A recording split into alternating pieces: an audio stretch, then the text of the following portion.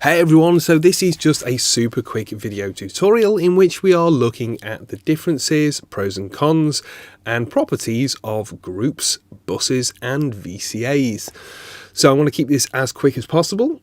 I'm using Harrison Mixbus to demonstrate this, but the principles apply to Mixbus 32C, hardware consoles, both analog and digital, and other DAWs. Now, some of the features may be lacking on your particular platform or may be operated in a different manner, but the general principles are general audio engineering principles and are used by mixers, professional mixers and engineers, even live engineers, recording engineers and so on worldwide. So it's good to know these things even if you don't use Mixbus per se. The principles are very similar.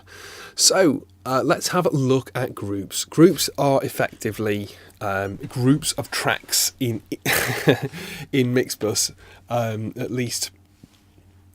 As you can see, these tracks are grouped together. Look, there's a band across the top, and you'll notice this little group window here shows that they are assigned to the synth audio group. I can also assign other tracks. Bam. Fantastic. And you know, each of these channels will follow suit when I move them. What might you want to use this for? What might you want to use this for? Well, you'd probably want to use it if you know you've got a drum group or you have something that needs editing in sync, because when you have a group as default, we see that it's editable. So, you know, you might have a set of drums that you want to kind of comp, or you might have even just a guitar cab with two mics on it. You know, you need to keep those two takes in phase and locked together. So great, that is groups. How do you create a group? Well, you can click and drag across the top, create a group. You could create a new group here and you can add the members of the group there, or you could select either solo or select and right click and create a new group from record enabled, soloed or selection. You can even in the edit window click and drag, and that's exactly what I'm going to do here. I'm going to say gits for my guitar group, and I'm going to give it a different color. Actually, let's see, what colour shall I make it? I'm going to modify edit group. Let's make that group kind of pinky colour. There we go. So my guitars are in a group now, and they will move relative to each other. When I change the faders, they will solo together. They will go to different mix buses together. So what does that all mean? It means that when I play back,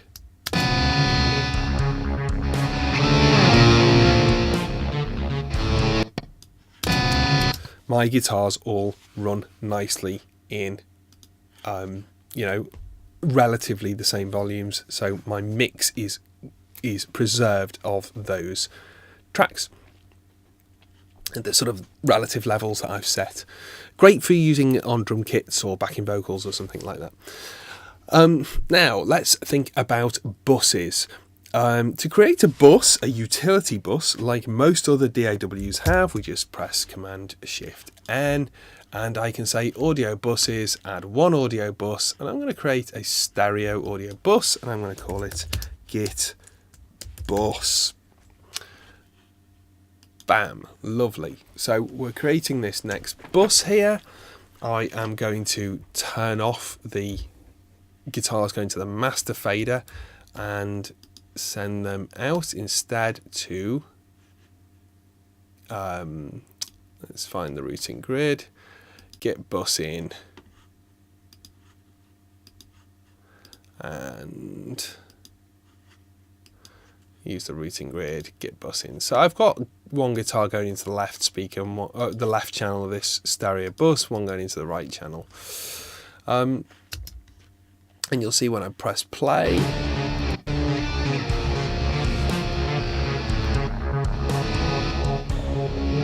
So effectively we've created a submix, it's running in through this EQ, I can treat it with an EQ, I can treat it with a compressor, and then it hits the fader.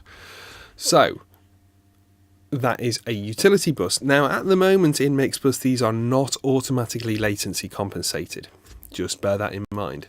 What, however, is automatically latency compensated are the 8 or 12, if you're using Mixbus 32C, mix buses. Now these differ from utility buses in that they have a different EQ, but they do have this really cool saturation. They have a stereo width control and a pan, a balance control left and right. And this little green button there will choose whether they go to the master fader or not. Likewise, just like any other channel in Mixbus, these can be sent out to various different outputs if you choose to, do something special with them. So instead of sending, I'm going to actually delete this track, I think, remove it.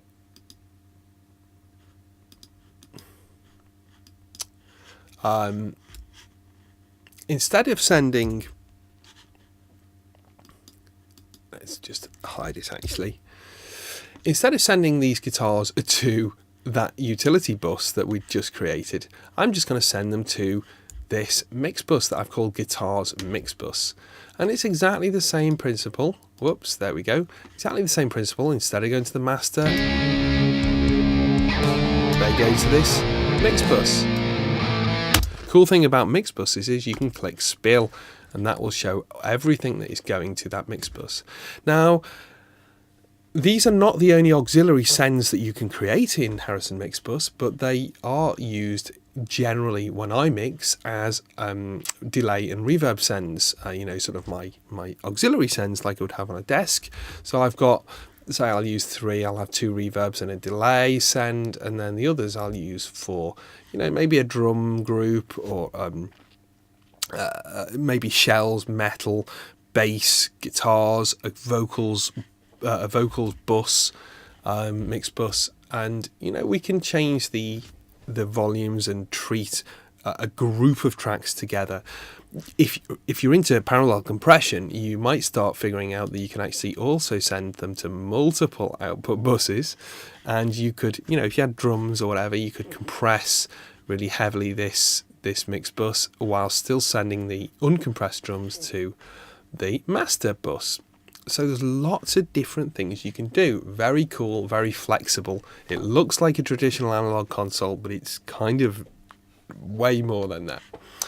So what are the differences when you use a mix bus? Well, these have been submixed and sent into the top of this signal chain. So we could compress them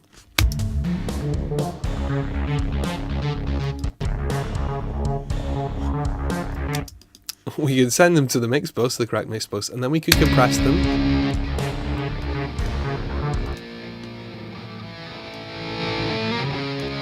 So see how the compressor is kicking in, right?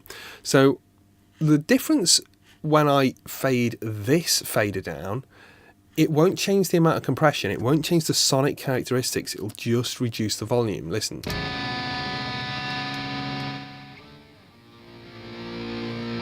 So we're still compressing, it doesn't change the input level into the compressor. But when I fade down with these, which are still grouped, they start to breathe a little more. They are hitting the compressor less hard, so they're not getting to the threshold, so they're not getting that gain reduction. So let me just show you that. Imagine if I had a drum group. Actually, this is just a contact set of sampled drums, but let's just send these to Mixbus 2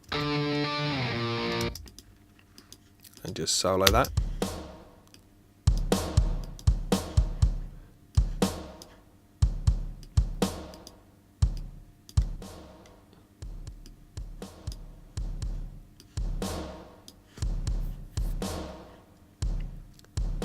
Okay, so now if I reduce the volume here, it's still got that spankiness to it. But if I reduce the volume here,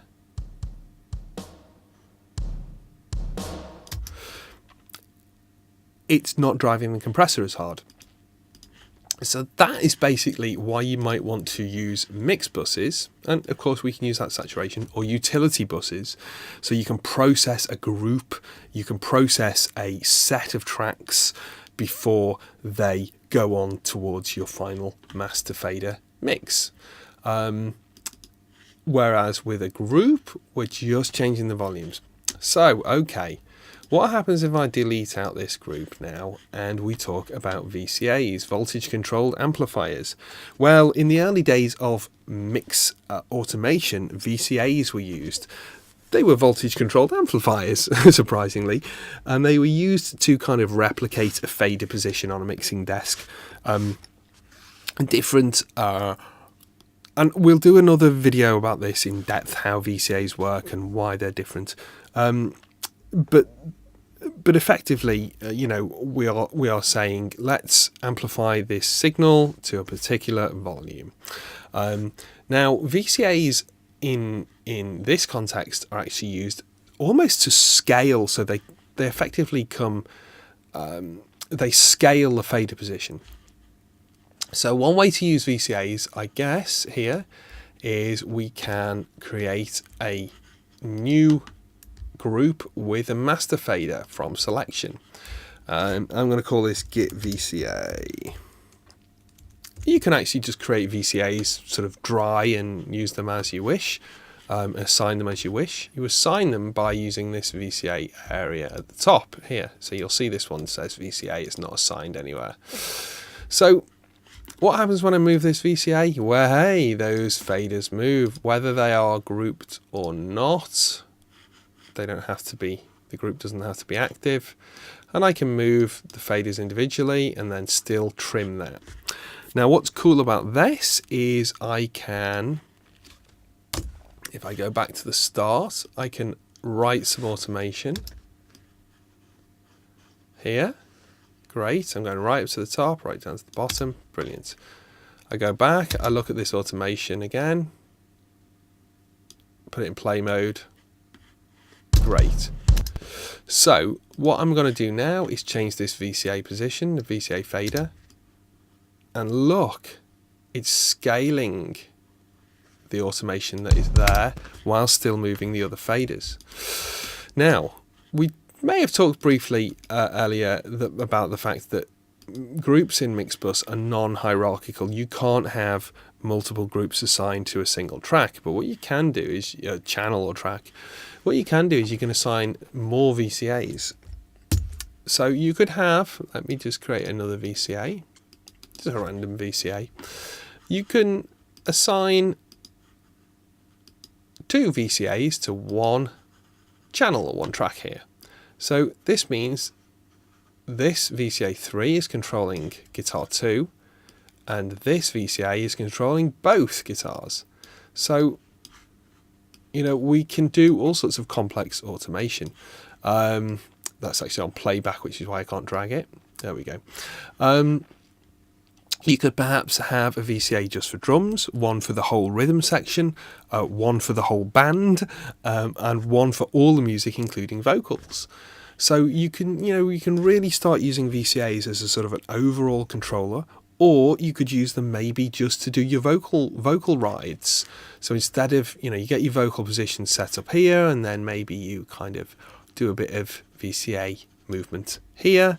And then, that's separate then, isn't it? So you don't have to kind of worry if you mess it up a bit, you can come back in and do another vocal ride. And it's all relative, So if you then chose to move your vocal down a little bit, the VCA vocal ride would still apply. It would be to a lower volume level. Now you're saying, well, why not just use a trim? Well, it's all about signal flow. It's all about where the processing is selected within your particular signal flow. So that is groups. Groups are great.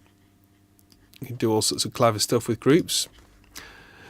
Buses and mixed buses, great. You can process, you can submix stuff, you can just saturate it and spread it and treat it all very interestingly as a sort of a submix. And VCAs. Cool thing that'll blow your mind now, though, is of course we can move our faders around within the mix buses, but we can also add VCAs. So I could have this assigned to a VCA here. Oh, and the possibilities are just endless. So I hope you enjoyed that. Take that back to whatever platform you use, whether it's Mixbus or a digital desk or an analog desk, which may or may not have VCAs. But you're likely to have mixed buses or sort of, group buses, as they're often called, not to be confused with, track groups. Take that away, look up in your manual on whatever DAW you use, how the specifics of those things work, and try and think about how you might use them in your mixes. There's no right or wrong. Most of the time these things are interchangeable and you just work a different way. I'm going to do a more in-depth video on how I use groups, VCAs and mixed buses and utility buses. But until then, happy recording, have a play. I will see you next time.